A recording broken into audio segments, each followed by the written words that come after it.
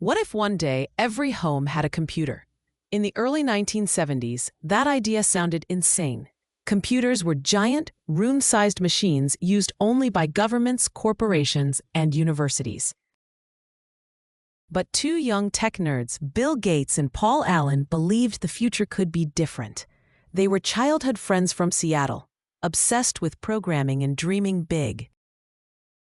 In 1975, while reading Popular Electronics, Paul saw something extraordinary, a new build-it-yourself personal computer called the Altair 8800. It wasn't powerful, but it was a symbol. It meant computing was getting personal. Paul ran to show the article to Bill at Harvard.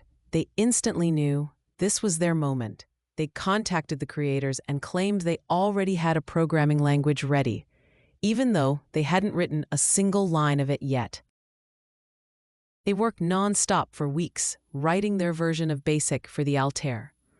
When they finally sent it over, it worked. Just like that, they had created the first programming language for a personal computer. That success lit a fire in them. Bill dropped out of Harvard, and together with Paul, they founded Microsoft, a name blending microcomputer and software. But they had no office. Their first headquarters was a tiny room in Albuquerque, New Mexico, because that's where the Altair company was based.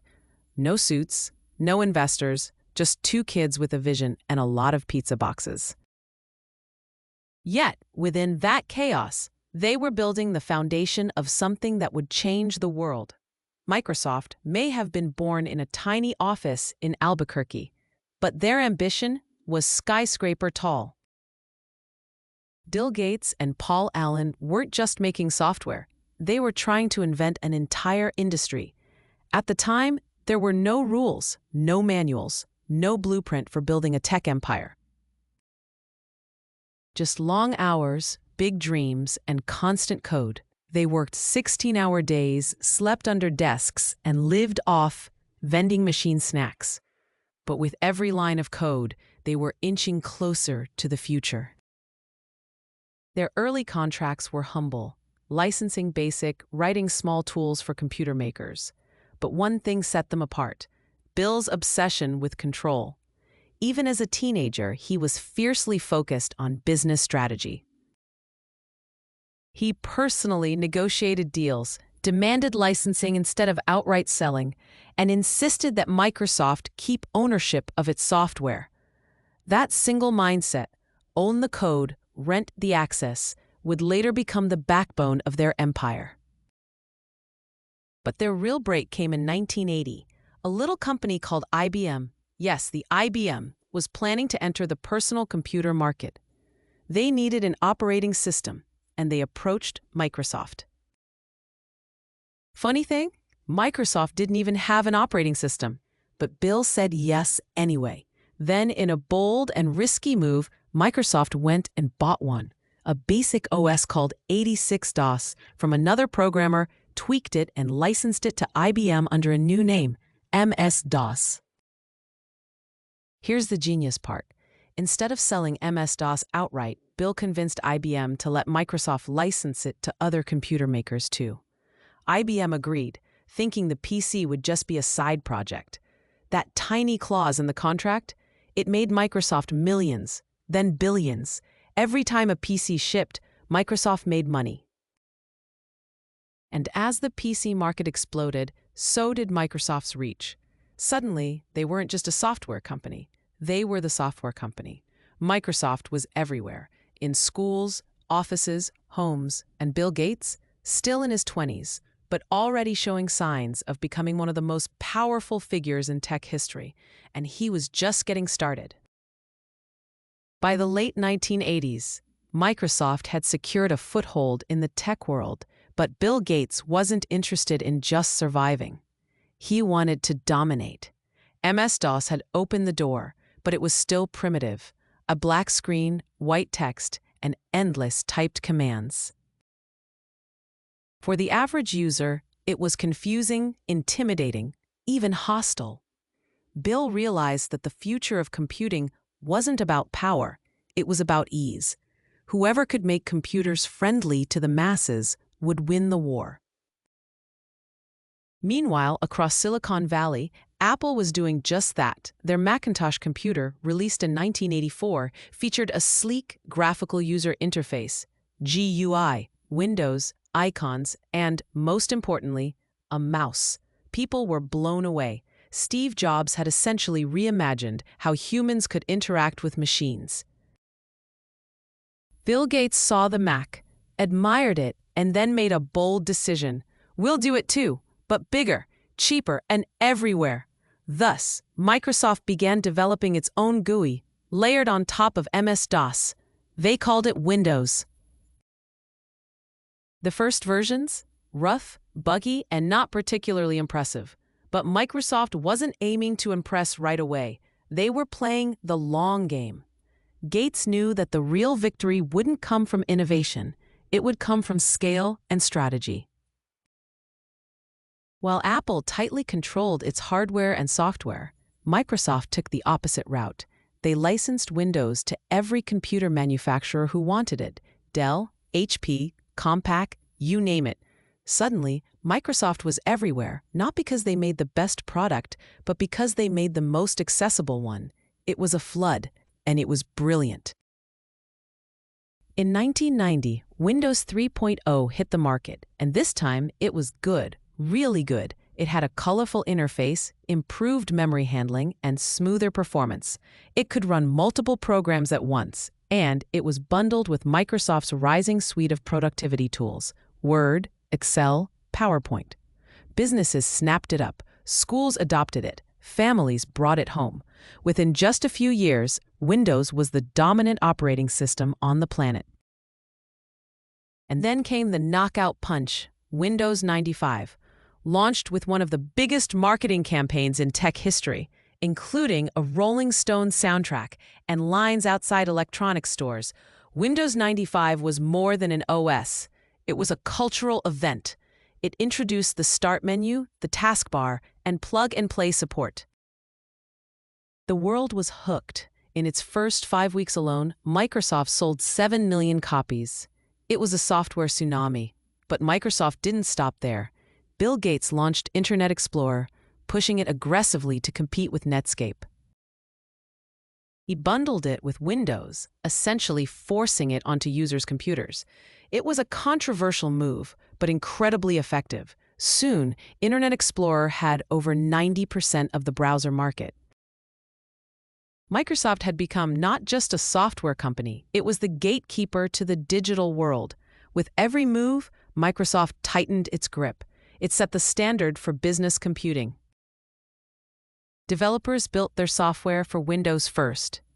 Hardware manufacturers optimized for it. Tech education revolved around it. Gates understood something few did.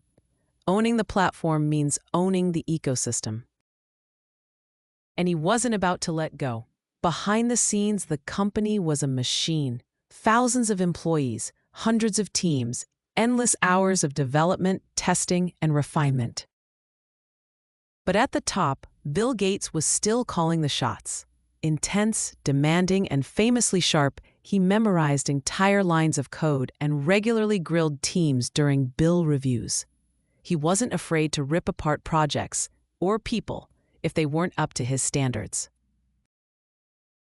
That obsession with quality and control fueled Microsoft's growth and terrified its competitors. By the end of the 1990s, Microsoft wasn't just successful, it was untouchable. Its market share was astronomical, its revenue was in the tens of billions, and its founder, the once nerdy Harvard dropout, was now the richest man in the world. Bill Gates had built a digital empire that seemed impossible to dethrone. But with great power comes great scrutiny, and the higher you rise, the more enemies you make. Whispers of monopoly, antitrust, and abuse of power were growing louder.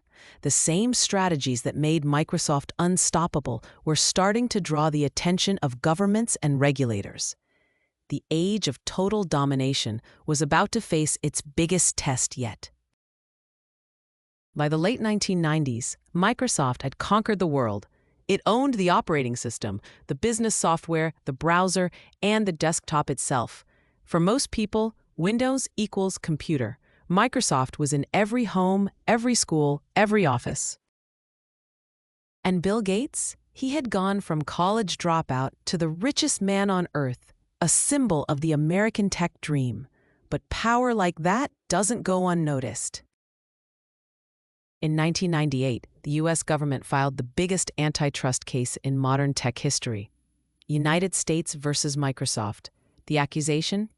That Microsoft had illegally crushed competitors, bundled products to destroy innovation, and abused its monopoly power.